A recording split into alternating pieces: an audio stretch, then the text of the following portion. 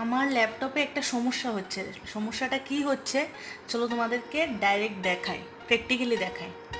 এই যে আমি বাটনটাতে পাওয়ার বাটনটাতে ক্লিক করলাম, এই যে যথাযথ লাইট জ্বললো, ল্যাপটপ স্ক্রিন ওপেন হলো।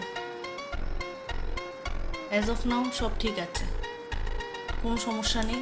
তোমরা স্ক্রিন দেখতে পাচ্ছ, এই যে দেখতে পাচ্ছ অন হয়ে গেছে। এখন রাত্র বাজে একটা 1:04, বাট কোনো উপায় নেই। আমার খুব প্রিয় জিনিসটার একটু প্রবলেম হয়েছে, তাই ঠিক না করে আর বসে থাকতে পারছি না। অনেক খোঁজাখুঁজি করলাম। সমস্যাটা যেটা হচ্ছে, এই ক্লিক করলাম, পাসওয়ার্ড চাইছে, তার সাথে সাথে দেখো এখানে লাইটটা চলে গেছে। কিবোর্ডে একটা লাইট জ্বলে, লাইটটা চলে গেছে। তার মানে এতক্ষণে বুঝে গেছো যে সমস্যাটা আমার কিবোর্ডে হচ্ছে।